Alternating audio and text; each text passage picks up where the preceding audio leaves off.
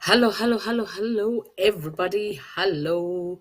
Welcome, welcome, welcome to the Revolutionary Spa. I am your host, Sophia Sebi. Welcome to the Revolutionary Self Purposeful Action.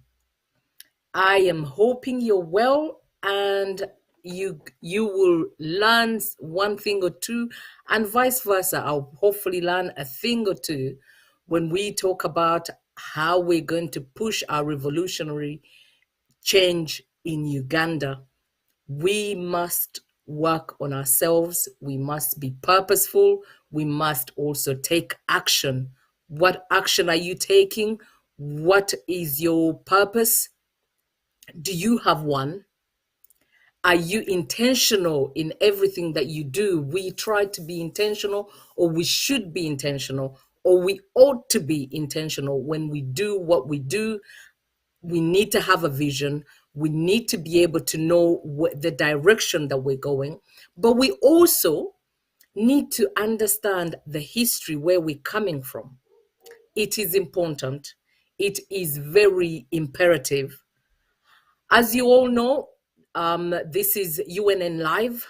And as your host, Sophia Sebi, I am going to speak in English.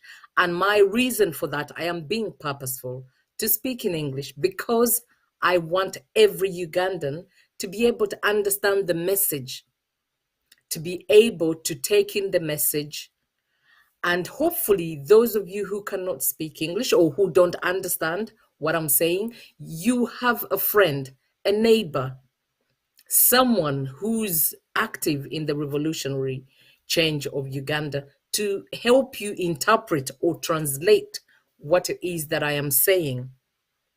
And just remember, we all try to do something. I am doing my something here today. Every week when I come on, I am doing my something to try and put a brick or two on this foundation. If we have a good foundation, we really will be able to have a good building, a good structure. So, as your host, first of all, like I keep saying, we need to first of all start with being grateful. We need to understand why we're doing what we're doing. We need to have a word of inspiration.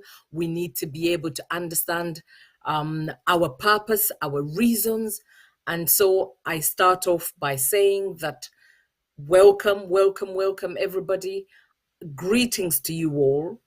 And my, starting point or just a breakdown of how this show will go is that we'll go into a prayer, not necessarily a long prayer, but just to be thankful and prayerful to God the Almighty for helping us or for enabling us to be here today. We also must be grateful, or we ought to be grateful in what we have or where we're coming from. Every lesson is a challenge. Every challenge is a lesson. Every challenge is an opportunity to evolve, to grow. And also, I go into a little bit of food for thought. What is it that's going on right now? How previous knowledge or previous elders, what have they helped you? Or how have they helped you to understand what's going on? Or how have they helped you to evolve in your own life, but also in the community life, in the societal life? And then we will go into our topic today, the enemy within and the enemy without.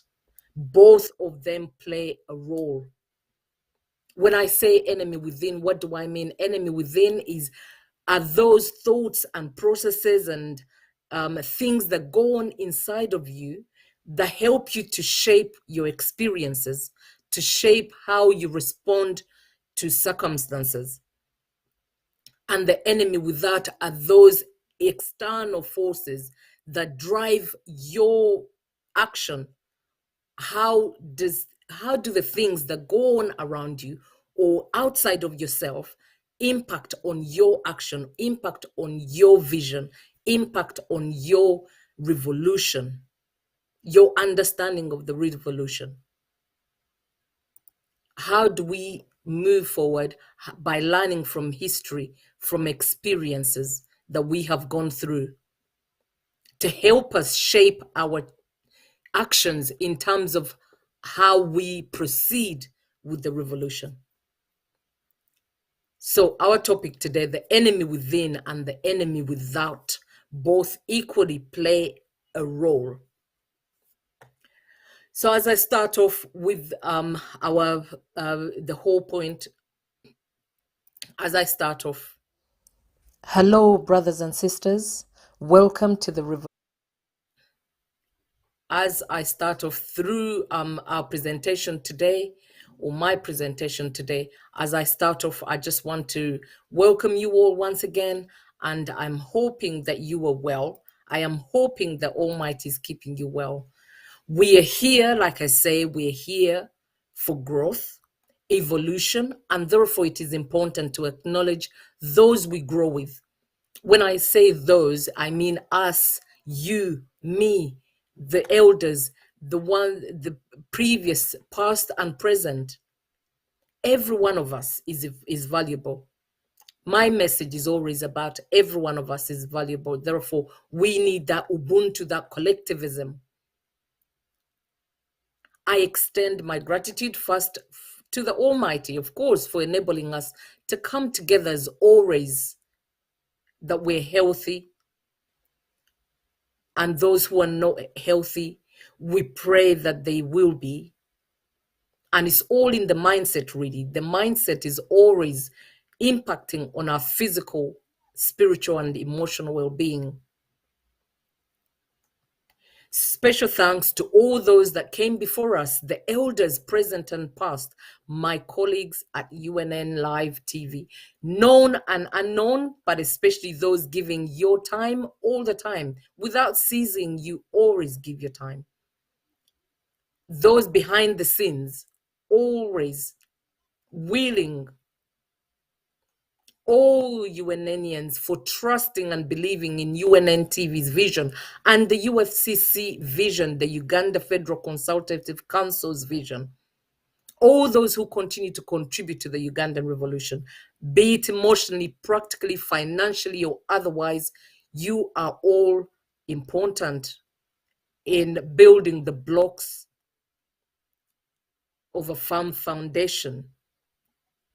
All the supporters of fundamental and revolutionary change, I greet you all, and I am grateful. I would not go into names, naming one person at a time, but every one of you know yourselves. Remember, it is about the collective, not about the me. So every time you think about how can I get from here, ask yourself, how can I add value on the revolution? How can I add value to others? Also remember that every time you want to be a consumer, then be a producer, be ready to be given or receive what you were given. Because what I am a firm believer, you cannot be surprised about the quality of service you're receiving or a product you're receiving if you are not willing to get your hands dirty. So let's start producing if we are to have a chance at having a revolutionary change. Otherwise, we might as well just give up this revolution.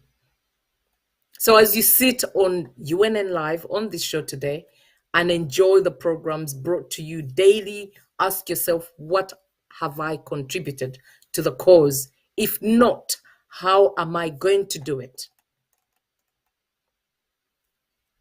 So remember, the revolution is about to transform and do away with the old, and we have in with the new.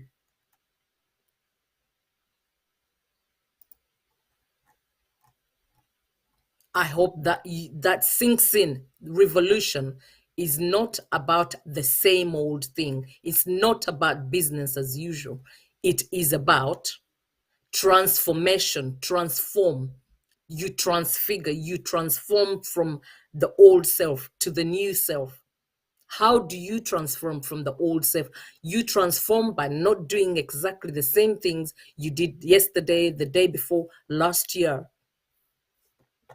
But you transform by completely reinventing and rebranding yourself. Remember, I always say to you, you are the value. You, the one person, us as a collective, the individual, we are the value. The value is not the entities, it's not the structures. The values are you. And just a point of reflection, really, now that we have come to the end of the week, we ask ourselves, what are our achievements? How has this week been? What have you done this week? It might not necessarily be about the revolution or politics. It's about really you. How have you transformed? How have you reinvented? How have you rebranded yourself in order to have a new mindset, a different mindset from the one that you had before? Just food for thought. Working on your personal battles does not mean not working on the wider battles.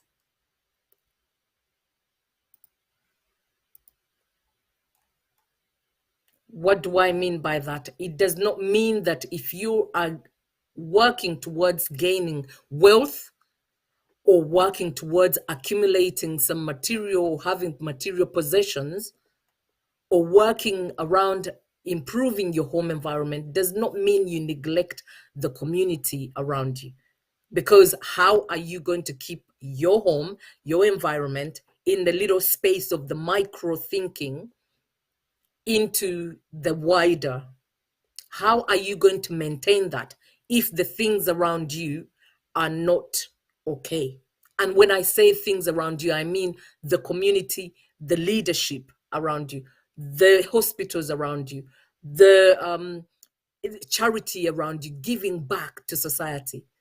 How do you maintain your environment? Are you the one that litters all the time when you are walking around? Do you litter? Who do you expect to pick up after you? Just something simple or small as that. When you throw rubbish all over the road, what is it that you expect to happen to that rubbish?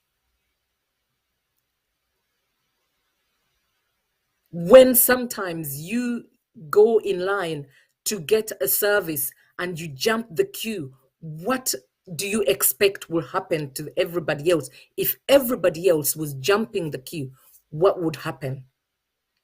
We will have disorder, won't we? So think about your actions. Like I said, this program is a revolutionary, self-purposeful action. Everything you do needs to have intention, needs to be purposeful, and it needs to think about yourself first before you say everybody else change something in them. What are you going to do to change about you to enable the mindset that we need for a revolutionary collective?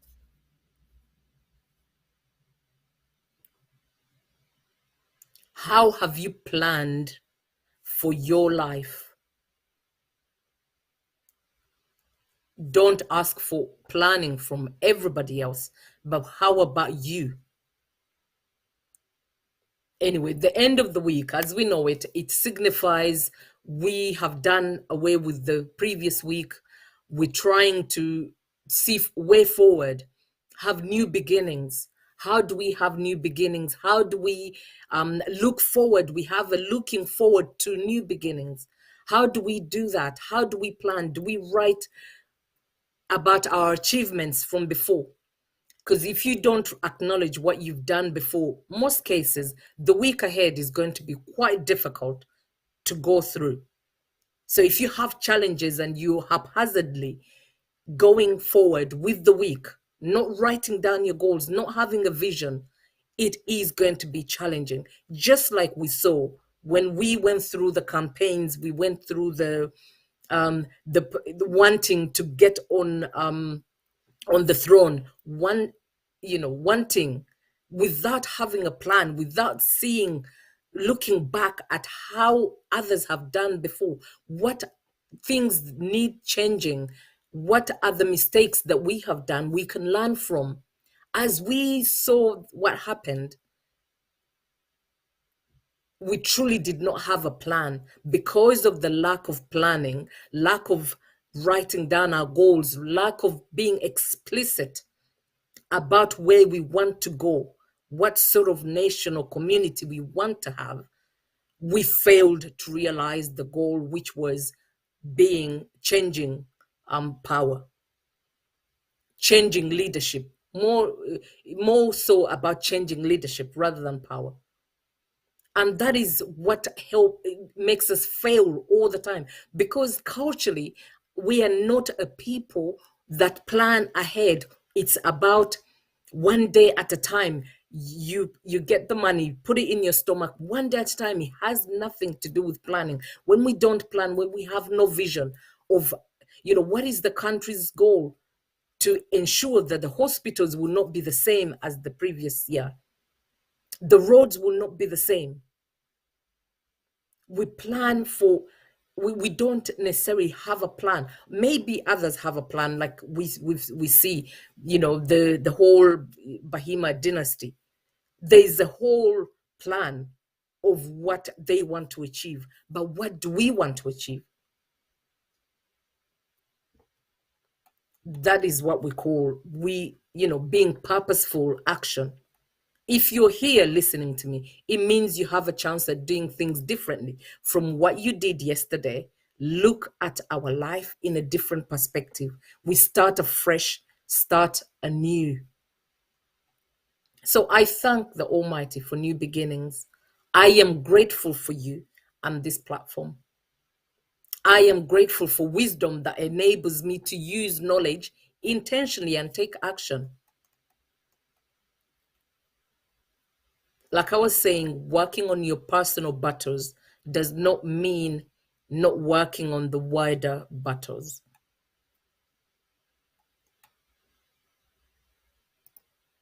Anyway, as we look at the, what when we say, where we go one, we go all.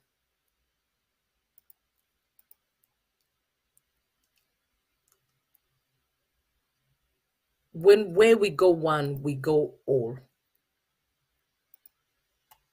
When we think about how, the game of chess is not done by one person, it's a collective. If one fails, we're coming towards the end of the game. As long as one doesn't fall, we will still be in the game. As long as we don't fall off the wagon, we will still be in the game.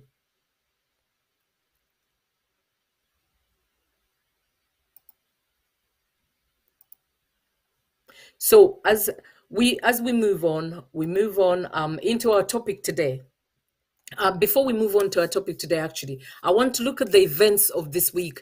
This week has been about, of course, we saw on Tuesday, 8th, it was about International Women's Day. I would also like to join the many who celebrated International Women's Day this week. However, I also reflected on why we celebrate this day and why is it just the one day of the year celebrating women. I had several discussions with my peers in different forums, and several questions came about which I believe we should also consider. What I would like to consider, or what came about when I was having conversations with peers, agreeing and disagreeing on not having this International Women's Day, the one day, was that whose agenda is this International Women's Day? Why should it be the one day? Whilst women are constantly working anyway, all the time, every day. And the day is not even marked as a holiday. So we're still working or toiling, whether if you're in the developing world, there's a lot of toiling of women. There's a lot of toiling of the girls. Even on Women's Day, we're still working. So when we join in the celebration, what message are we passing on to our girls or our children? Is this us contributing to the continuous disadvantage against women? Or is this us giving permission to the men who are mostly in positions of power, by the way, by saying, oh, thank you for allowing us to be women? Should we be thankful for allowing us to be women? I mean, don't get me wrong. Don't get me wrong. It is important we celebrate us. And as I grow older, wiser, and more knowledgeable, this celebration of a day is like asking for permission to exist. If it is our God given right, why should we have a day celebrating the woman? I mean, this is just my personal opinion. I am sure you all have yours, but this is my opinion. And I don't necessarily believe in the one day. It's almost like, for instance, this Black Lives Matter. What are we? Didn't we matter before? So now we need to have that one day of celebration or a month of saying, oh, Black Lives Matter. Maybe we do, but my opinion is that maybe we need to rethink. We need to rethink about, do we really need this one day? So I did promise last week that we in the next couple of weeks we're going to go through this 10 stages of genocide. And those 10 stages, we looked at stage 1, which was around characterization, characterization. And then we also looked at stage 2.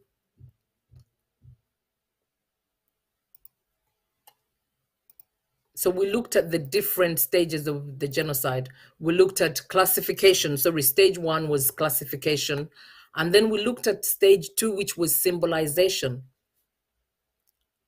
The symbols that people use to, to say, for instance, the Jude star, which was used in Nazi Germany. We look at that sort of people power emblem, or the red. What does the red signify? What symbol? When you see red in Uganda, the red beret, and then that NRM, the yellow and the red, those are all symbols of, sort of genocide. I mean, it might not necessarily be apparent. It might seem like a totally different, innocent thing, but we can see the persecution of people who are wearing red, and then the people who are wearing yellow, how they get privilege. So just a reminder, I did talk about what is genocide, what genocide is, and I did also talk about, the sort of how does genocide occur. But when we look at what is genocide, just a reminder, and I hope that all of you or who were listening last week's show, that you were able to actually go and do some research. I did leave a link in the comments, which was around which was, taking you to genocidewatch.com. And I hope that you were able to look into it and read about it and research on your own. Because what I say is not necessarily my words. I'm simply doing research and bringing it to you here. So if you have not done so, do so, please. But as we move on into our, through the presentation, what is genocide? Genocide is a process that develops in 10 stages that are predictable but not inexorable. At each stage, it can be prevented. Each stage can be prevented. And genocide is not necessarily linear. It is not linear by any means. The stages may occur simultaneously, or they may occur as one. Each stage in itself is a process. It can happen in, for instance, the classification can happen throughout or as a one-off incident. It can happen at the end, or it can happen in the middle, or it can occur or happen. So each stage in itself is a process. Logically, later stages are preceded by earlier stages. All stages continue to operate throughout the process. What what sort of examples, or what do you see in our situation? What do you see that's happening in our situation? So when we do look at how do we recognize what genocide is, we look at history, the historical events. The historical events are definitely a lesson to learn from. When we look at those historical events, we look at, for instance, the segregation which happened in America. We look at segregation in South Africa's apartheid in the late 80s and 90s. It was till the late 80s and 90s. When we look at Australia's Aboriginal, if I could have that slide around the historical events of genocide, when we look at it, like I said, segregation. When you look at slavery, the 400 years ago or more, maybe, or earlier, the Holocaust of Nazi Germany, the Rwandan genocide, South Africa's apartheid, Australia's Aboriginal. You can research on all these things, or all these particular events that occurred, and I'm sure we all learned some sort of history in our earlier stages of learning or education. When you look at the American Black people, or when you look at the American Red Indians prior to the Black people's segregation, or prior to the formation of the United States of America, what happened almost wiped out the Red Indians.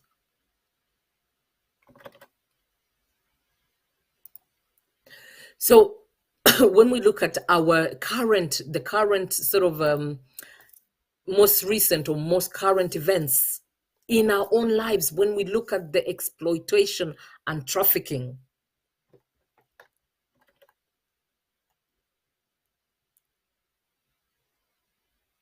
if we move on and we look at the most current or recent events, exploitation and trafficking, the economic inequities, when you look at the curfew, the police violence, the vaccine passports, or in other words, all, there's so many current events that are in sort of there are factors or indicators of a systemic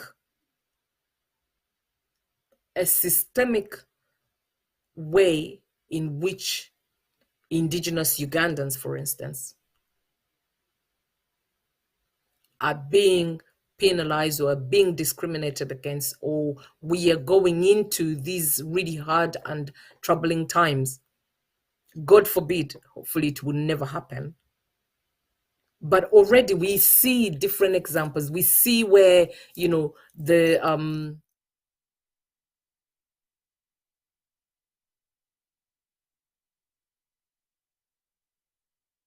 you can hear me. I hope you can hear me. When we look at the uh, the the killings that are going on, the massacres, the 21st November 2020,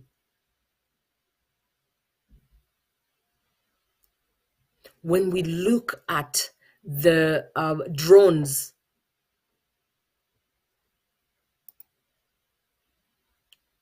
so today I'm going to go through two stages, and this is stage 3 as well as stage 4. So if we go on to stage 3, what does stage 3 mean? What is it? What is it in the stages of genocide? We look at discrimination. Discrimination, what does it mean? It's a dominant group which uses the law, custom, and political power to deny the rights of other groups. Discrimination is a dominant group that uses, or discrimination means a dominant group uses law, custom, and political power to deny the rights of other groups. Just like, what strikes you about this stage in comparison to the Ugandan situation? When you look at the criminalization of the red beret, as I was saying before, what strikes you? When you look at how dual citizenship is being denied, and they've made it so difficult for someone to acquire dual citizenship. What is the purpose of the national IDs? What is the purpose? Weren't the passports enough? When you look at those in majority positions of power being from one ethnic group, what does that signify? What do you make of it? I recently heard something from the current government, where you've got one MP, Muhammad Nsereko, saying that where he's petitioning for law to criminalize those who use social media to be denied holding positions of offices, of certain offices in government, if found guilty. But first of all, we know that the law, the courts are not. We know that the courts are not fair. We know there's no system that's working fairly, especially when it comes to indigenous Ugandans or certain ethnic groups or certain, let's say, religious groups. When you look at those laws to discriminate against those who have no voice,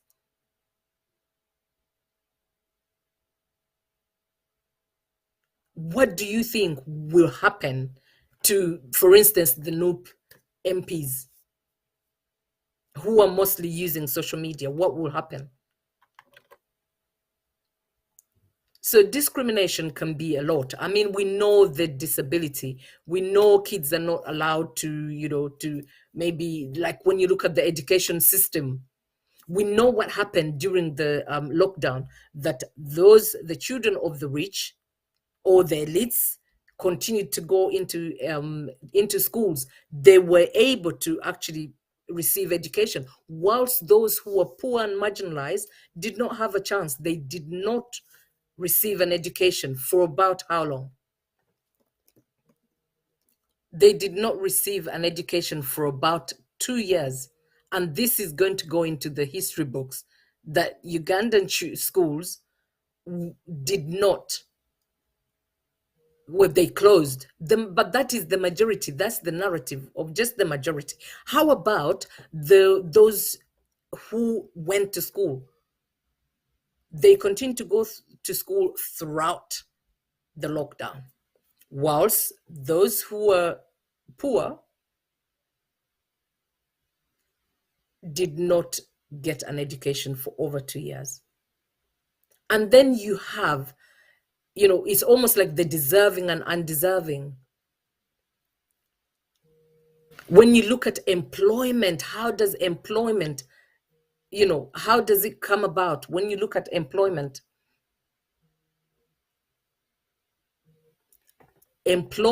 you have in employment, you have those who have been, who are the elites, those particular groups, and a particular ethnic group, which has all positions of power. What does that mean to the rest of us? It means that our interests are not going to be put forward. You know all of this. I don't have to keep saying, but I just want us to be reminded every day. We bring about these programs to be reminded every day. It's important we continue to educate ourselves and look, really see things how they are.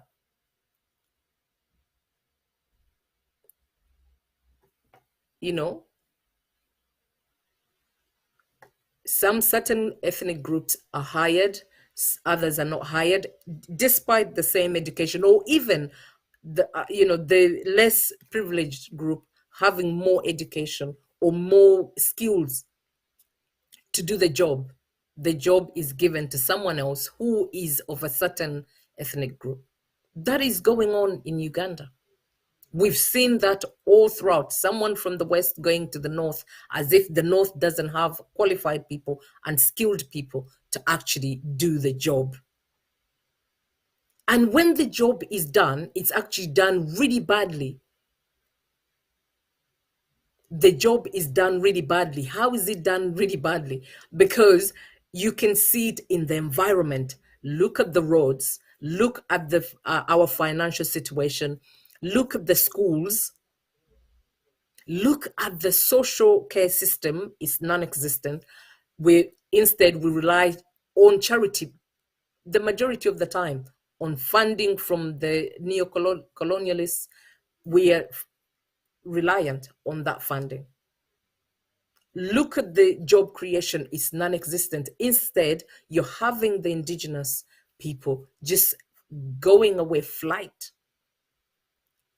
fleeing from the environment.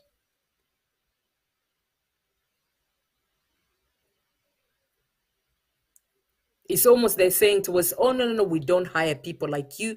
You look a certain way, therefore you won't be hired. Very silently, when you looking at the skin color, for instance, ethnicity, employment, as we keep moving on through our slides, when you look at the ethnicity, you look at the employment type, how do you need to look like?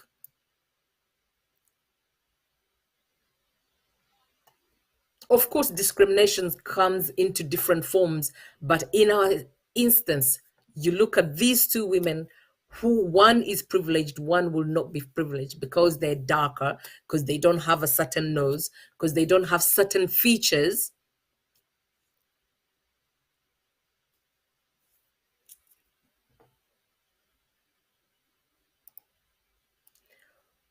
When you look at, sometimes, of course, it might be about the skin color.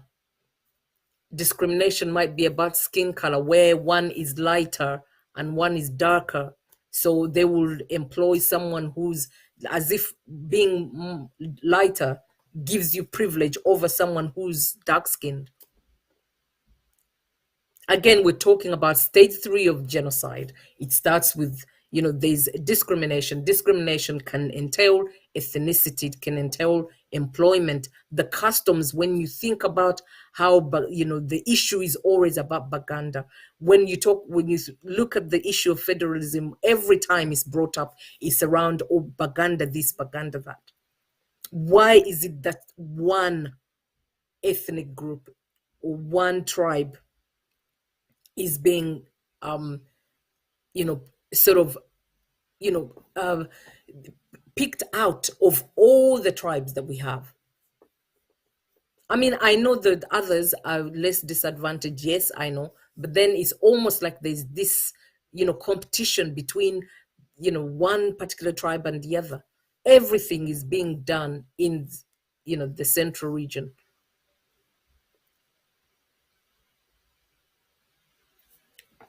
So we move through our presentation today. I just want, I think all of us, we just need to see where in is Uganda in this stage of the genocide. You look at the skin color, like I was saying, lighter and darker. When you look at the male, female,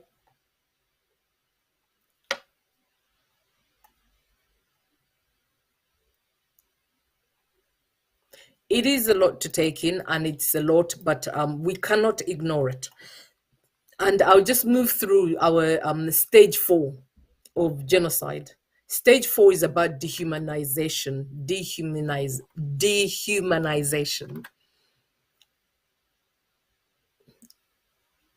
You know, just so this picture right now showing, I'm trying to show you that, you've got the discrimination does go about the sort of the class, sort of which group of political group do you belong to.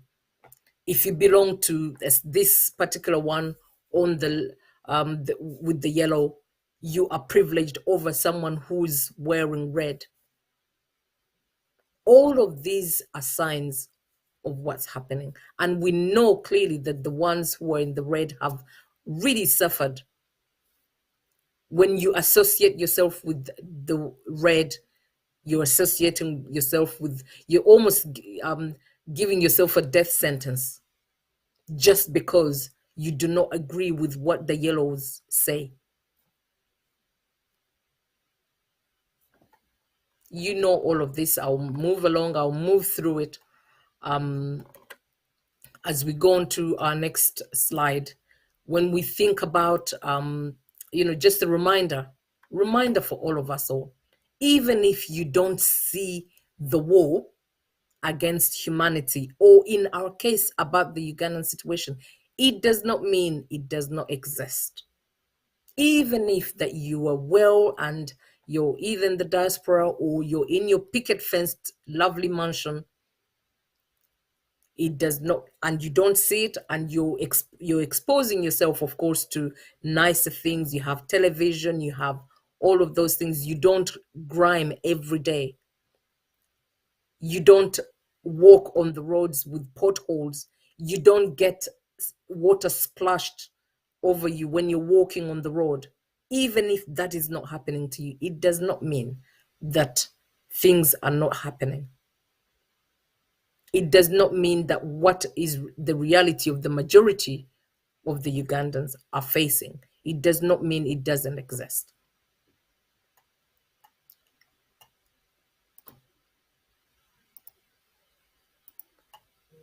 So when we move on to stage 4. Stage 4, which is of genocide, is dehumanization or dehumanization.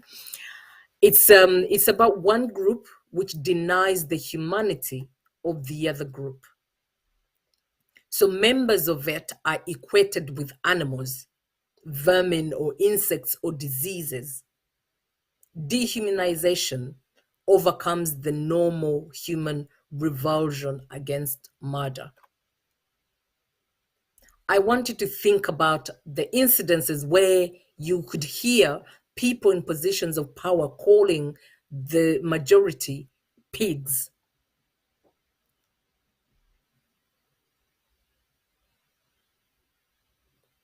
When you hear those people in positions of power, or who call themselves elite, like I was saying, thinking it's okay that parents or women parents who or anybody, individuals who are on a market stall during the lockdown, that it's okay that they sleep on that market stall for the sake of not returning home to their parents, because for the sake of curfew.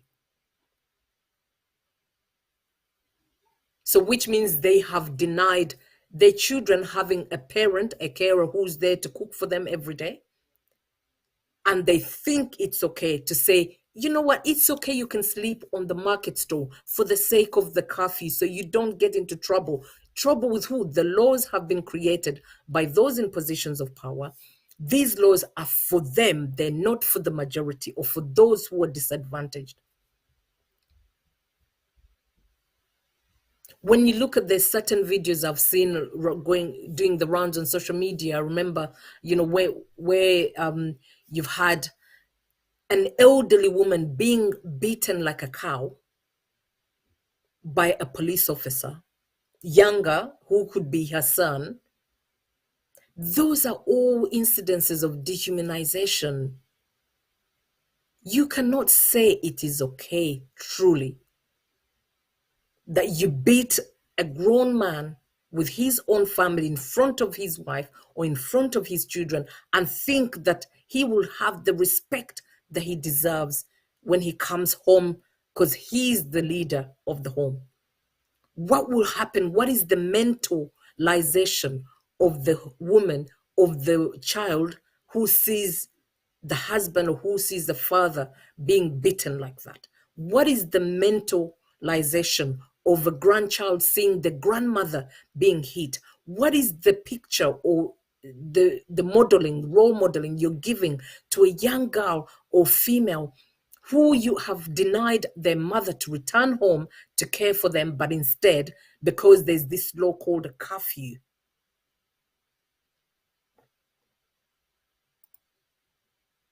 we need to say no to all these treatments we cannot accept. And remember, when you accept that that is okay, when you say, yes, I will conform to being on the market stall, I won't go home because there's a curfew, I am fearful of the curfew, I will stay on this market stall. What are you saying? You're giving permission to the oppressor to continue oppressing you. We move through our presentation today. I was talking about this picture of a pig, someone, sort of showing, name calling, making it normal to call people pigs or cockroaches, or, when you look at the situation of maybe like the Congo, where you have people scrambling, the rich and the elite have the power to take all the gold they need, whilst the poor, the indigenous people, are scrambling. We move on.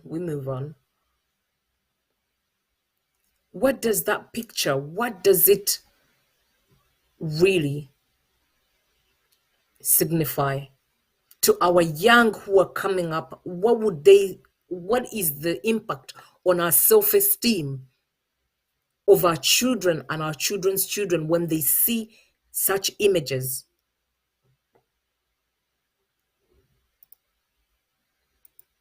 When you look at the next image, what is it that we're trying to teach our children and society? When you see this young boy standing in front of this ramshackle home,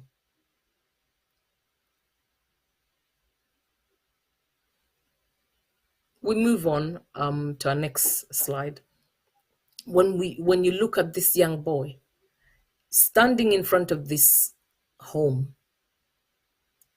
what do you think the experience is going to be? What do you think is going to be their mentalization, or what will they put in this subconscious mind? They will be growing up thinking that, they're less than,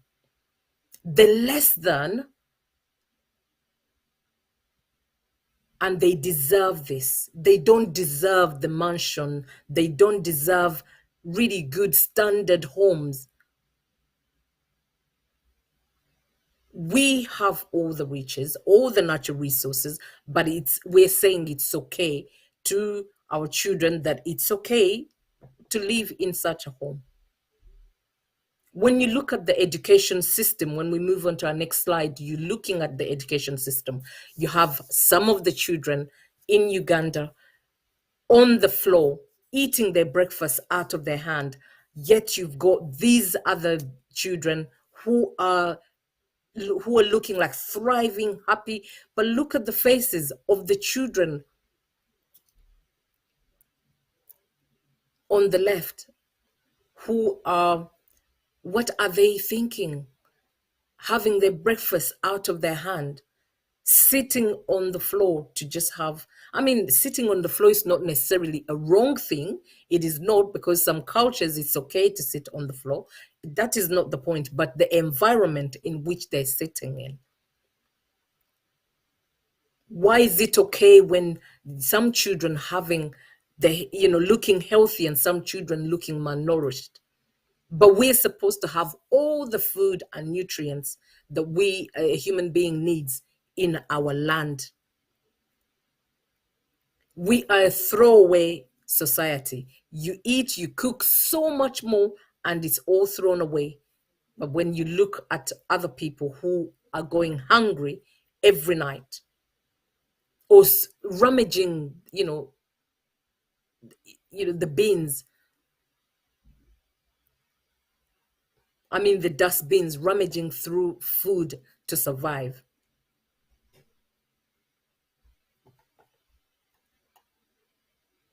So when you think about the genocide, when you think about there's a genocide, just remember these pictures. Just remember, it's not apparent. It's not going to be. No one is going to announce that, hey, the genocide is happening. No one's going to announce. Just like Nazi Germany, we will all be shocked that so many people have been killed systemically. The denial of a good healthcare system, it means denial for a good health and life. It means when disease comes, when infections come, the poor person who has no access to the healthcare service, good healthcare or good education, is unfortunately going to be impacted the most. And it is all done systemically. It is not going to be advertised anywhere. No one advertises the genocide. It will all creep up on us.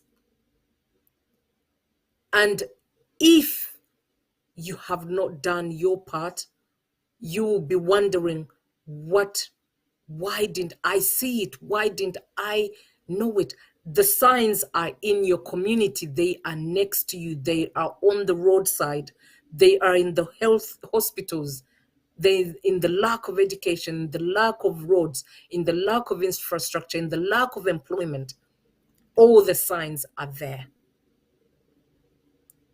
So as I conclude through this, and so as I reflect on the current situation of my birth country of Uganda, I ask myself, what role am I playing in the revolution for a changed Uganda?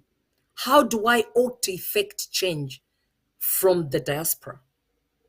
How must I effect change as a human being, as a woman, as a person of color, as most importantly, a God-fearing and a social work profession? Of course, I consider the values of my person, as I mentioned above, all these titles. I sworn to uphold rights and values of the most disadvantaged in society. Uphold the human rights, the fairness, practice always looking at individuals in their own natural ability, the human importance, rather than what they have, the possessions, the glamour and the glitter. Just do something to advocate for change. I am here. This is what I'm doing. And you all there, watching this live, you were there doing that. You're educating yourself so that you can do better tomorrow. So whilst I live in the UK and most of my professional conduct is bound by UK laws, I am also bound by international laws. If they work anyway, it only works, in my view, when it suits a certain few, or those making the laws are actually the ones perpetrating the discrimination in the first place, or the dehumanization in the first place. When you look at the shows in the past week, from Prince Chimbugwe, you look at those UN camps. What are they there for? Why are those people still suffering in those camps? I know personally people of who are in those camps, who are living in really inhuman conditions.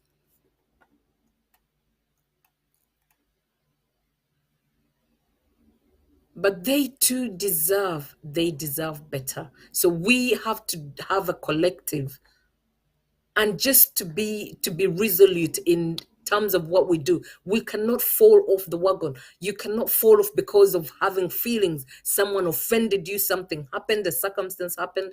No, we need to use emotional intelligence. We need to strategize. We cannot be taking our emotions into this picture. It has nothing to do with emotions. Because someone has hurt me, so I won't be supporting this platform, or someone has done this, I won't be doing it. No, that is not the point. Then you have missed the point of revolution, of the revolution, or the revolutionary self-purposeful action. So whilst, reading from, I give an example. I was reading from one of the bodies of the advocate for the social work profession in Uganda. I'm sorry, in UK. And this profession is, or this organization, the British Association of Social Workers. It's called BASWA, but the British Association of Social Workers. I came across this article by Professor Ruha Benjamin. I will read this article before we go into our last part of the show. But I will read from this article, just something that was of interest. I came across this article by Professor Ruha Benjamin from the School of Social Work at Columbia University. It was addressed to the class of 2020 graduates. I believe it is so relevant to our revolution against social injustices in Uganda. By all means, this is not one rule fits all.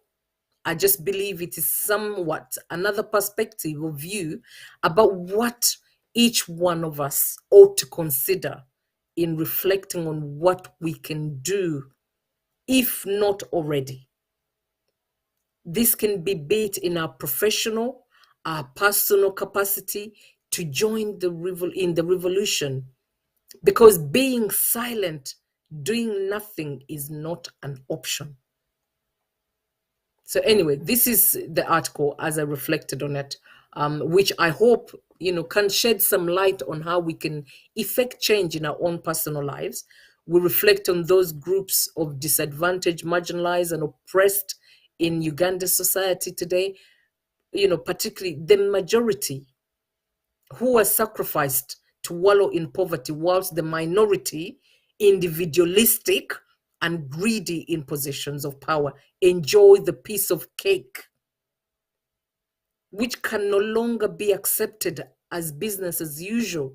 We cannot accept that as business as usual. So anyway, I quote in this article, and it goes, in fact, we should acknowledge that most people are forced to live inside someone else's imagination. And one of the things we have to come to grips with is how the nightmares that many people are forced to endure are the underside of elite fantasies about efficiency, profit, security, and social control. Remember, just listen, I'm going over that again.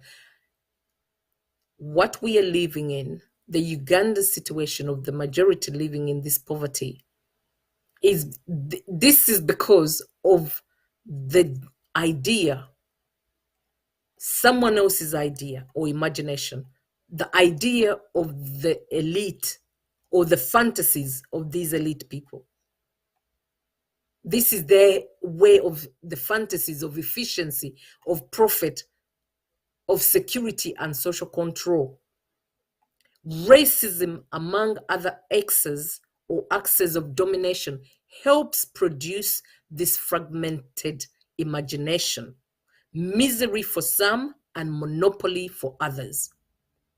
This means that for those of us who want to construct a different social reality, one which is grounded in justice and joy, we can't only critique the world as it is. We have to work on building the world as it should be.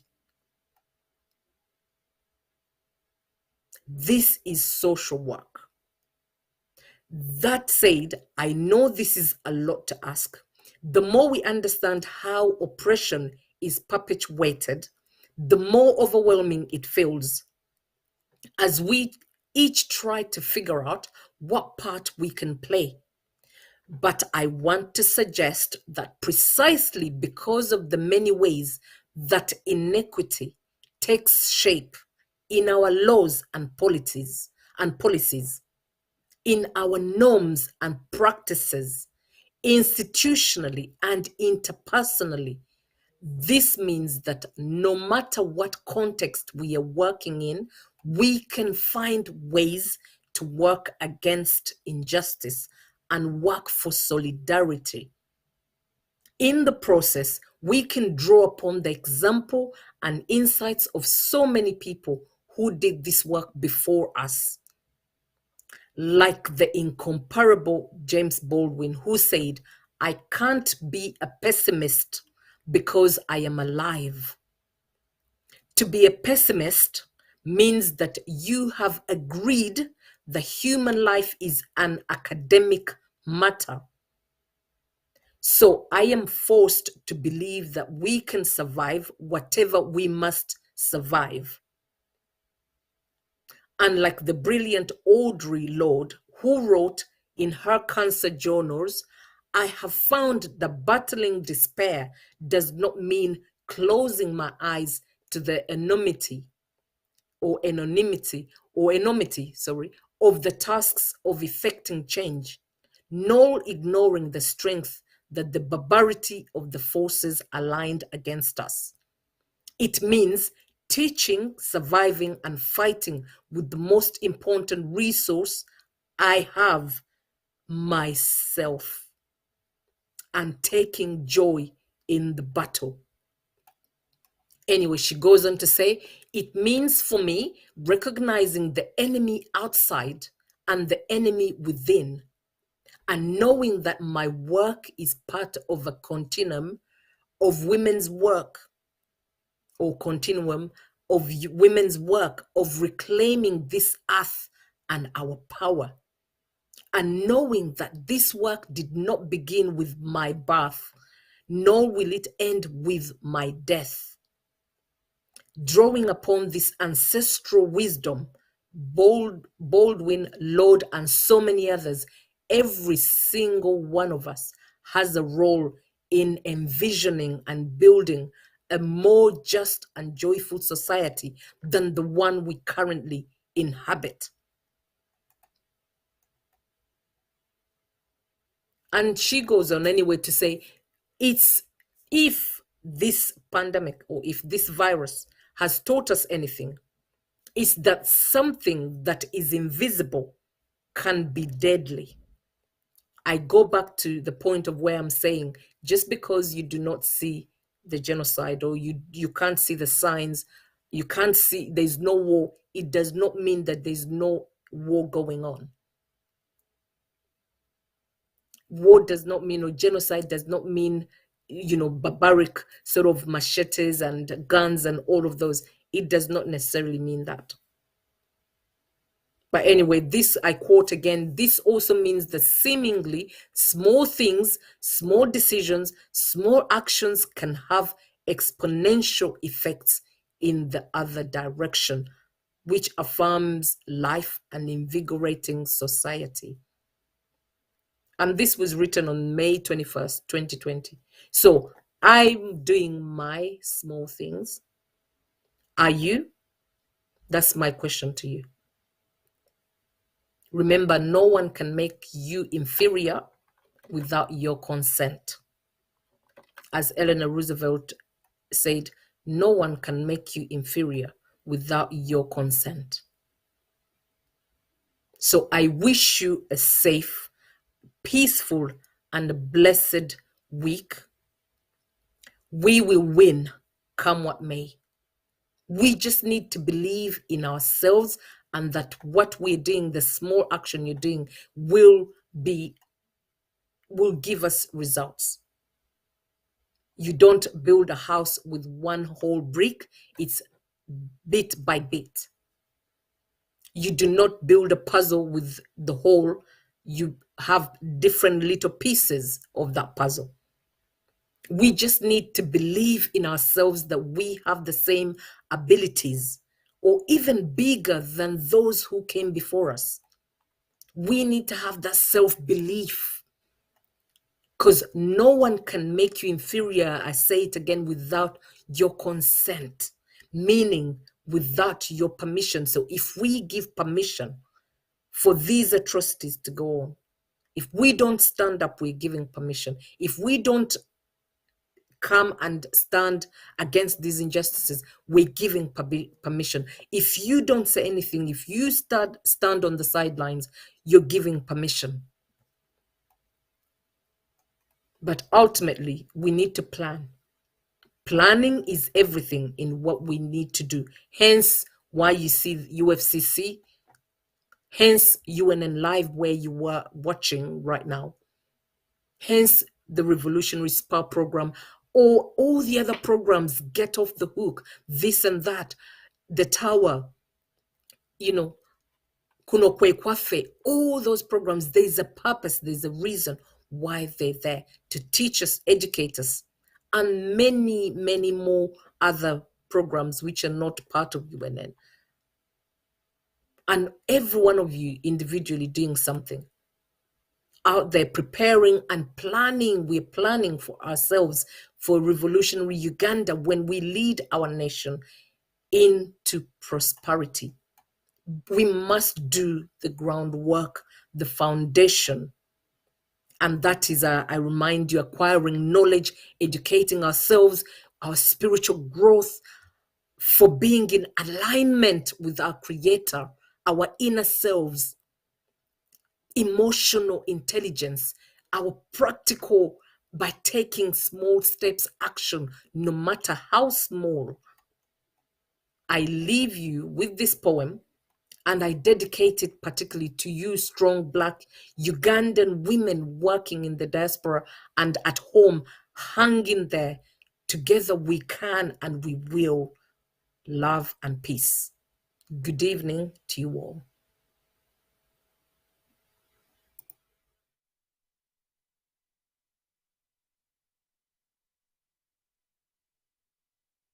The social worker buddy for your emotional, practical advice and support in all things welfare and well-being. Today, I would like to talk to you who are grieving, to you who are directly or indirectly impacted by the brutal regime and face injustices. I can only try to put myself in your shoes, but not close to how you must be feeling. As I have wondered how I can bring comfort and make a positive contribution to reduce all the pain and suffering by the common Ugandan, I have decided to voice my feelings and reflections through the spoken word. As the saying goes, words are powerful. And so, here I am. I hope that you find comfort, release, and encouragement as you find through the ups and downs, valleys and mountains of your revolutionary journey. I dedicate this poem especially to the women and the youth, those at home and in the diaspora. Mama Uganda, I cry with you. I cry with you, Mama, I cry. I cry with you because of the unimaginable pain in your loss, the known and the unknown, dead or alive. I cry because of the pain I see in your eyes and the stamp left from the trickle of your tears down your cheeks. I cry because of your harrowing screams when you find the horrific plight that has become of your child. I cry because, yes, you are right. I can never imagine your pain too great when you see empty the chair that your loved one once sat. I can never imagine your pain when you find the empty bed your loved one once slept. I can never imagine the pain, but only cry from your description of the vivid memories you hold of your missing, the pool of blood left behind. Your only hope that holds the clue to track and trace your missing, dead or alive. I can never imagine the pain of going hungry because of the loss of your only breadwinner. I can never imagine your pain, but cry with you from the sounds of your heart-wrenching wails when you set sight on your returned loved one, dead or alive. I cry with you because I see the resolve in your words and eyes to avenge the horrors so visible on their once beautiful and perfect body. Evil at its best can still be seen carved around your loved one's lifeless body. The broken pieces of their bones, the broken mind and soul so visible in their eyes, caused by the unimaginable work of the wicked. I cry with you because I hear your screams of pain when I go to bed at night. I cry with you because I see images of the mutilated, scourged, broken boned and rotting bodies of your loved ones making rounds on social media. I cry with you because I have failed you, not raising the call for alarm loud enough. I cry with you because I am ashamed of doing so little, yet you continue your braveness, resolve and persistence for justice in search of your loved one, dead or alive, despite the intimidations, threats to your own life. I cry with you because I never imagined that in 2021, Mama Uganda would still experience the horrors of losing a loved one at the hands of those claiming to protect it. I cry with you because I am saddened that we are yet to recover from the wounds of the most vivid 1980s war. I cry because you only have to look at the human price paid by the paraded skulls that still stand today in the infamous Luwero Triangle. I cry because the price you paid was all for nothing, with empty promises of peace, security, and liberation. The gun that you once held to protect has now turned on you, violating all your human dignity imaginable. Mama Uganda. I cry because the stranger that you once welcomed into your home has betrayed you in ways unimaginable, killed your child, killed your spirit, betrayed your trust, and inflicted so much pain. I cry because I am afraid our beloved Mama Uganda has become a skeletal society once again, with the great price of physical and psychological brokenness her communities still bear from the 1980s war. I cry because I fear that, like me, there's a little girl and boy somewhere who may have to live in the wilderness of their mind from the trauma of losing a father, a brother, or a mother. I cry because I am a mother. I cry because I am a sister. I cry because I am an aunt. I cry because I am an uncle. I cry because I am a grandparent. I cry because I am a friend. I cry because I was once that little girl who, with memories of the 1980s war, still lives with the wounds inflicted by the psychological wilderness. I cry because your loud screams, Mama, are not being heard. I cry because I will dare to stand with you, Mama, than keep silent.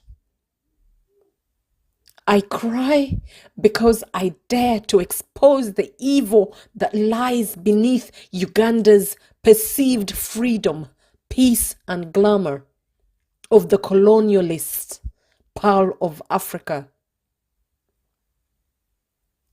I cry because I now call it the hell of Africa.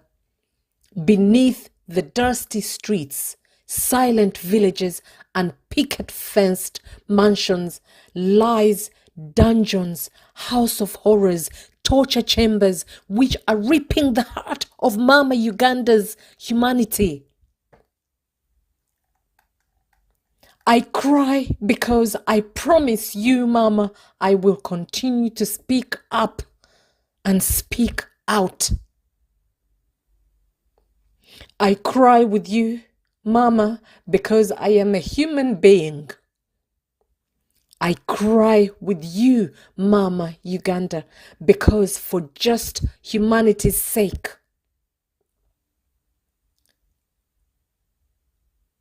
I cry with you, Mama Uganda, dead or alive.